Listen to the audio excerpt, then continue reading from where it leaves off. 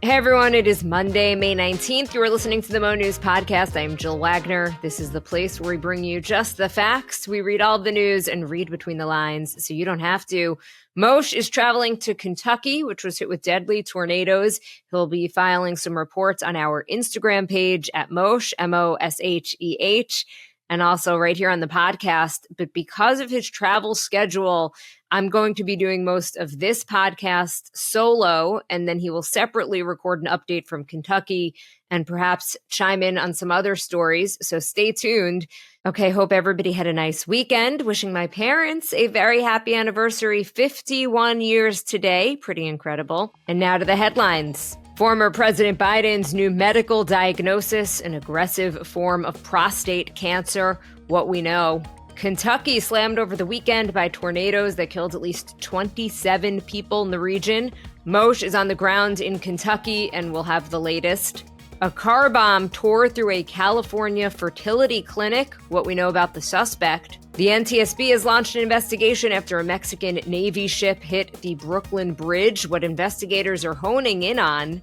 And the manhunt continues for 7 men, including those charged with murder, still on the run from a New Orleans jail. What they scrawled on the jailhouse wall before escaping. The Secret Service is investigating former FBI Director James Comey over a controversial Instagram post. What was in it, and will he be charged? President Trump, meanwhile, blasting Walmart for passing tariff costs along to shoppers. What it tells us about the state of the U.S. economy. President Trump has an important call today with Russian President Vladimir Putin. Trump has said no peace deal with Ukraine will get done without him.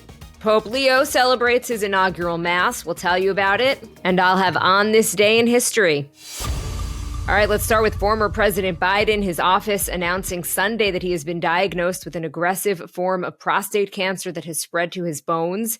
The diagnosis came late last week after Biden reported urinary symptoms, which led doctors to find a small nodule on his prostate. Biden's cancer has been given what is called a Gleason score of 9. In grade group 5 with metastasis to the bone. Translation here is that this is one of the most aggressive forms of the disease. At the same time, his office says that the cancer appears to be hormone sensitive, which does allow for effective management. They say the president and his family are reviewing treatment options with his physicians. He is reportedly meeting with many different doctors and trying to figure out the best path forward. Biden is 82 years old. He left office in January as the oldest serving president in American history. As we've reported here, throughout his presidency, Biden has faced a lot of questions about his age and his health, which ultimately led him to abandon his reelection campaign. During his presidency, he did have a skin cancer lesion removed. That was in 2023. And despite all the division in Washington, D.C., and the controversy over whether Biden waited too long to get out of the presidential race for a second term, we are seeing Republicans and Democrats rallying around Joe Biden and his family. President Trump reacting on Truth Social Sunday night, saying, "Melania and I are saddened to hear about Joe Biden's recent medical diagnosis. We extend our warmest and best wishes to Jill and the family, and we wish Joe a fast and successful recovery." Former Vice President Kamala Harris posting on social media saying that she and her husband, Doug Emhoff, are keeping him, Dr. Biden, and their entire family in our hearts and prayers during this time. Writing, quote, "Joe is a fighter. I know he will face this challenge with the same strength, resilience, and optimism that have always defined his life and leadership. We are hopeful for a full and speedy recovery." Former President Barack Obama, for whom Biden served as vice president, said Sunday, quote, "Michelle and I are thinking of the entire Biden family. Nobody has done more to find breakthrough treatments for cancer in all of its forms than Joe, and I am certain he will fight this challenge with his trademark resolve and grace. We pray for a fast and full recovery. And of course, we will stay on top of all of the developments with Biden's health." Now to another big story. More than 25 people were killed across several states over the weekend in a severe weather outbreak. It stretched from Missouri all the way to the East Coast. St. Louis, Missouri was particularly hard hit when a tornado ripped through neighborhoods, tearing off roofs and knocking buildings down. At least 5 people were killed in the city of St. Louis. There's video of a roof being ripped off of an apartment complex and drone footage in the aftermath that shows parts of the roof of Centennial Christian Church collapsed. Just truly remarkable stuff. The hardest hit state was Kentucky, where officials are reporting at least 18 people killed. At least 7 were killed in Missouri, at least 2 killed in Virginia. Their ages range from 25 to 76. One of the people who lost his life in Kentucky was an on-duty fireman who was working on a rescue operation. Kentucky Governor Andy Beshear toured the damage on Saturday and described it this way. It's hard to see. Homes that are in a single wall, left standing. Some homes that have all 4 walls, yet lost the person inside. You can not only see the destruction, but feel it. Beshear declared a state of emergency ahead of the storms. Moshe is actually headed to Kentucky to cover the aftermath of the storms there, and he filed this report late Sunday. Jill, I just landed in neighboring Tennessee. We're making our way up I-75 first thing in the morning to the epicenter of the destruction, that is Laurel County, Kentucky. It's in the southeastern part of the state, about 130 miles southeast of Louisville. It includes some of the hardest hit towns, Somerset, London. London was a town of about 8,000 people. Widespread destruction, entire neighborhoods gone. In some cases, people describing the situation there just having minutes to take cover, in some cases seconds. The sheriff's office saying the tornado touched down in London just before midnight, Friday night into Saturday morning, tearing through 2 neighborhoods near London Corbin Airport. Struck by the stories is one of the reasons we're here. David Lopp, a local, telling a paper that he looked out the window of his kitchen, heard the roar, ran into the hallway and told his family, get down, and pray. Nick Ulrich talking about hunkering down in his mom's house, losing the roof above them as they sat there. Others describing Jill getting down in the bathtub, the entire house around them gone, and then realizing that they moved 20 feet themselves. The tornado actually lifted them up and moved them in the bathtub. In many cases, that's often the secure areas in these tornado zones that you learn about, which is go to a bathroom, go to a bathtub, put a mattress on top of you, especially if you don't have a basement. So we'll be talking to some of the victims today. We'll also be talking to volunteers and relief workers telling their story, neighbors helping neighbors here, some incredible stories on that front as well. The governor of Kentucky, Andy Beshear, you played some remarks from him earlier. He's been the governor now of the state through more than a dozen federally declared disasters. And he said this is one of the worst that he's seen. Again, some neighborhoods seeing total devastation. We'll be there first thing this morning. We'll bring that to you over on our Instagram feed as well. Jill, not surprisingly, there's also politics at play here. The National Weather Service office in Jackson, Kentucky is responsible for this area, and they've been facing staffing shortages since the Trump administration came in there and DOJ came in there offering buyouts and firings as part of their attempts to cut the federal workforce here. So right now, the Jackson office, which handles this area, keep in mind, May is a peak month for tornadoes typically.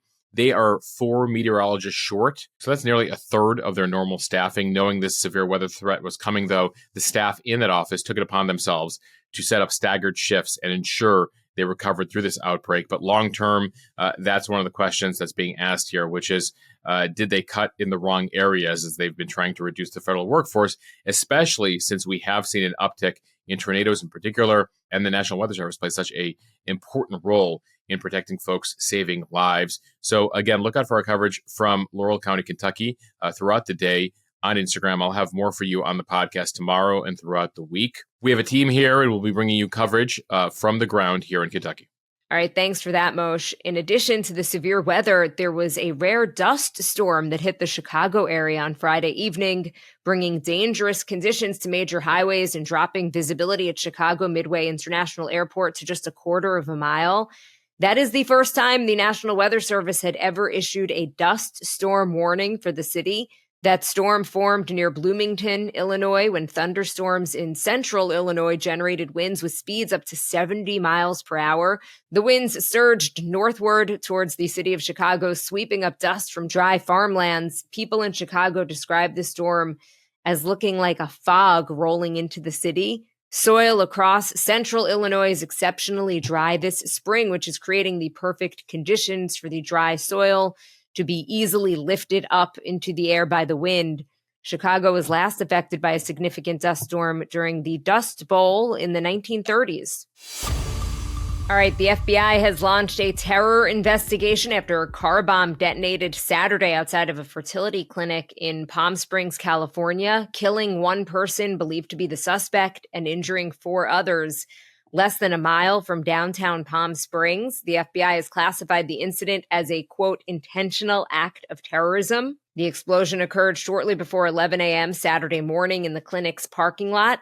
The blast caused significant damage to the clinic and nearby buildings, shattering windows and scattering debris across several blocks. Aerial footage taken after the explosion reveals that the blast caved in the building's roof. All that was left of the involved car after the explosion was an axle, according to authorities. The blast damaged the practice's office space, but the clinic's staff were all unharmed, and medical resources, including stored embryos and eggs, were not damaged. The clinic's director announced plans to resume full operations today. Authorities have identified the suspect as 25-year-old Guy Edward Barkis. He's from 29 Palms, California. The FBI believes that Barkis was killed in the explosion and that his body was found near the 2010 Ford Fusion sedan that was used in the blast. So, yes, the subject had nihilistic ideations, and this was a targeted attack against the IVF facility. Make no mistake, we are treating this, as I said yesterday, as an intentional act of terrorism. We believe he was attempting to live stream it, and yes, that is also part of our investigation. Barkis left behind writings and recordings that indicated that he was against bringing people into the world against their will. These recordings reportedly include a 30-minute-long audio recording, which authorities say support anti-natalist views. Anti-natalism refers to the belief that no one should have children. They believe that humans should just stop procreating. Meanwhile, FBI agents swarmed the suspect's home and evacuated his neighborhood Saturday over concerns that he could have left explosives behind. Authorities haven't yet identified a motive for the attack, but they say that Barkis was not on their radar. The FBI is leading the investigation into the bombing, which they call one of the largest bombing investigations ever in Southern California. And the attacks also raised some concerns about the safety of reproductive health facilities. Planned Parenthood has closed at least 19 health centers across the region, just out of an abundance of caution. Security measures are also being reviewed to protect similar facilities across the state. The bombing occurred as IVF treatments have been increasingly politicized in the debate over reproductive rights. Many Christian conservatives who oppose abortion also oppose IVF because embryos are routinely discarded during IVF if they are not viable. Last year, the Southern Baptist Convention opposed the use of IVF for the first time, and several state Republican parties indicated an openness to restrictions on IVF.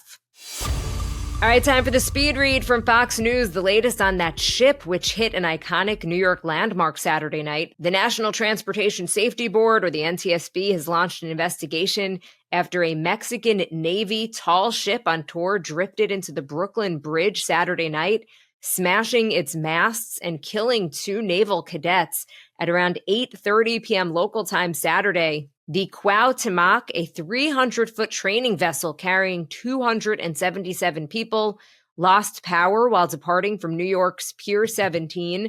The ship drifted in reverse into the East River, and its 147-foot masts struck the underside of the Brooklyn Bridge, which only has a vertical clearance of 127 feet.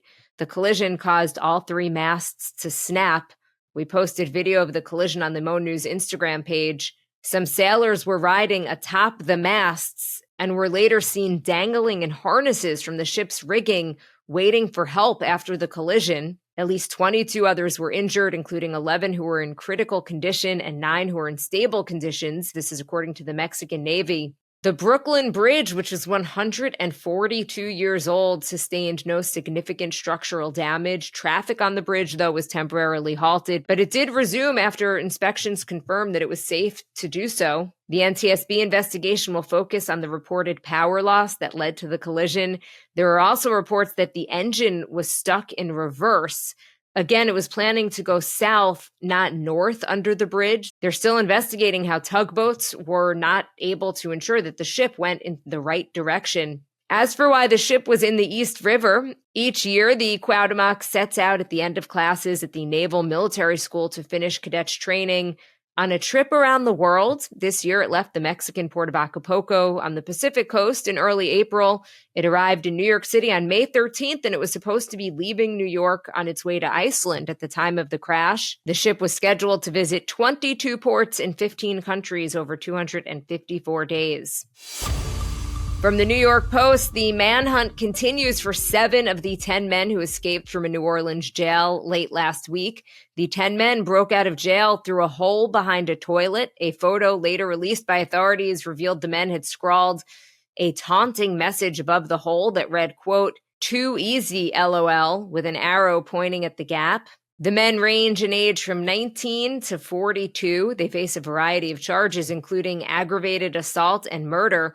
Authorities have warned the public that the fugitives are dangerous. They were able to rearrest 3 of the men, but again, 7 are still on the loose, at least as of this recording on Sunday night. The escape was discovered during an 8:30 a.m. head count on Friday morning, several hours after they had fled. Surveillance video from the jail captures the inmates prying open one of the cell doors, sprinting away from the jail, climbing a fence, and even using a blanket to avoid being cut by the barbed wire, and then running across a nearby interstate and into a neighborhood. The Orleans Parish Sheriff, Susan Hudson, has said the men were able to escape from the jail because of defective locks. She said she has continuously raised concerns about those locks to officials. She also said there are indications that people inside of her department helped the men escape. 3 employees have been placed on suspension over the incident, although it is not clear at this point why. From NPR, former FBI Director James Comey is under federal investigation following a controversial Instagram post that some interpreted as a threat against President Trump. Comey shared a photo last week on Instagram depicting seashells on the beach. They were arranged to form the numbers 8647. His caption simply read, quote, "Cool shell formation on my beach walk." Comey deleted the post after a few minutes, but not before the White House and others saw it, and they view it as a threat against President Trump, who fired Comey as head of the FBI back in 2017. So in case you're not following here, the number 86 is slang for, quote, "get rid of." According to several dictionaries, the most common meaning of 86ing something is to, quote, "throw out" or, quote, "refuse service to a customer." It is commonly used in the restaurant industry to throw something away. It has at times also come to mean, quote, "to kill." It is often used in the military or the mob to indicate eliminating someone. So the Trump administration is interpreting 86 to mean kill, and they're taking 47 to refer to Trump as the 47th president. Homeland Security Secretary Kristi Noem and FBI Director Kash Patel viewed the post as potentially inciting violence against the president. Again, Comey later deleted the post, claiming he assumed the shells were a, quote, "political message, not a violent one," and that he opposes violence of any kind. It is unclear who created the shell formation or if he just came upon it on the beach. The Secret Service interviewed Comey regarding the post Friday. Several Republicans are calling on him to face consequences, ranging from an investigation. Some are even calling for him to be arrested. The decision on whether charges should be filed against the former FBI director, that rests with the Attorney General, Pam Bondi. Although the legal threshold for proving a direct threat is high, the incident has sparked a broader debate over free speech and political dissent, and questions about whether it is believable that Comey, who used to prosecute mobsters, would be unaware of the violent connotations of the numbers. In an interview with Fox News, President Trump said he thinks Comey knew exactly what the numbers meant, saying, quote, "A child knows what that meant. If you're the FBI director and you don't know that that meant assassination, and it says it loud and clear." Again, President Trump fired Comey as FBI director back in 2017 during his first term as he was overseeing an investigation into alleged Russian meddling in the 2016 election. President Trump has survived 2 assassination attempts while running for re-election last year, including a shooting at a Pennsylvania campaign rally and a man who trained his rifle on the president's security detail while he golfed in Florida. For the record, there's a lot of 8646 merch and 8646 tweets by conservatives who posted that during the Biden administration. Many at the time said that they just meant it was to impeach Biden. To some business news now from CNBC. President Trump taking to Truth Social Saturday to criticize Walmart for saying that they expected price increases are coming in the weeks ahead because of the administration's tariffs on imported goods. In a post on Truth Social, Trump urged the retail giant to, quote, eat the tariffs, and suggested that Walmart should actually absorb the additional costs rather than passing them on to consumers. He said that Walmart made, quote, billions of dollars last year and shouldn't charge their, quote, valued customers anything.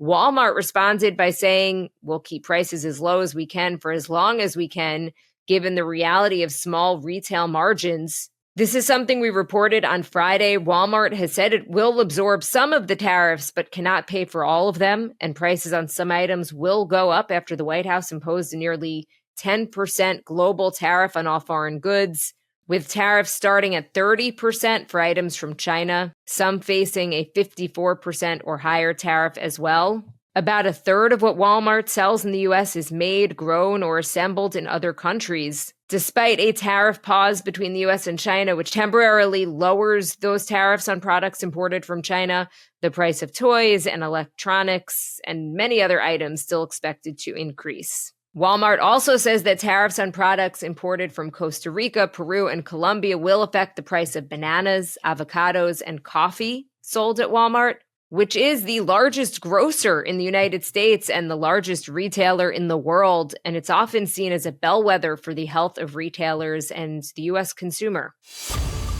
From CNN, President Trump is scheduled to hold a phone call today with Russian President Vladimir Putin. That conversation will focus on possibilities for a ceasefire in Russia's ongoing war with Ukraine. President Trump previewed the call in a post on Truth Social Saturday saying, quote, the subjects of the call will be stopping the bloodbath that is killing on average more than 5,000 Russian and Ukraine soldiers a week. The call comes a day after Russia targeted Ukraine with one of its largest drone bombardments of the war, and in the wake of last week's peace talks in Istanbul between Russia and Ukraine, which concluded without significant progress.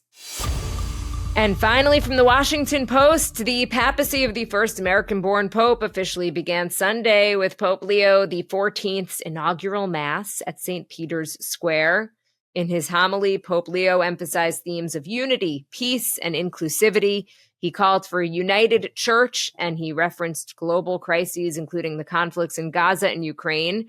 He appeared to reach out to church conservatives while also repeatedly echoing his predecessor, Pope Francis's call for respect of diversity and consideration for the marginalized. He said, brothers and sisters, this is the hour for love. He celebrated Mass in Italian with readings in Spanish, English, Latin, and Greek in front of a crowd of 200,000 people, and that includes dignitaries like Vice President J.D. Vance, Secretary of State Marco Rubio, and Ukrainian President Vladimir Zelensky. The three men met after they attended the Mass, which was their first meeting between Zelensky and Vance since that disastrous Oval Office meeting back in February. Sunday was also the first time that the new pope has used the Pope Mobile, which he rode in without bulletproof glass, following the precedent set by his predecessor. Pope Francis was the first to remove that bulletproof glass since the assassination attempt on Pope John Paul II in 1981, which made the glass necessary. All right, time for On This Day in History. On May 19th, 1536, having been found guilty on charges of adultery, Anne Boleyn, the second wife of King Henry VIII of England and the mother of Queen Elizabeth I, was beheaded. I do feel bad that Moshe is not on today, given his love of all things Henry VIII. On this day in 2018, Prince Harry married Meghan Markle at Windsor Castle. The ceremony was unlike other previous British royal weddings. It mixed pomp and circumstance with African-American culture, a celebration of the bride's biracial background. And a little pop culture meets political history. On this day in 1962, Marilyn Monroe performed her famous rendition of Happy Birthday for President John F. Kennedy at Madison Square Garden. That was in honor of the president's 45th birthday and in front of a crowd of 15,000. All right, everyone, that does it for me. Thank you for listening to the Mo News Podcast. If you like what you hear, please share this with your friends. It will help us grow. Follow us and subscribe so you don't miss an episode, and review us in the App Store. And Moshe and I should be back together again tomorrow. I hope everyone has a great start to the week. Thanks for listening to the Mo News Podcast. Have a fantastic day. I hope you enjoyed.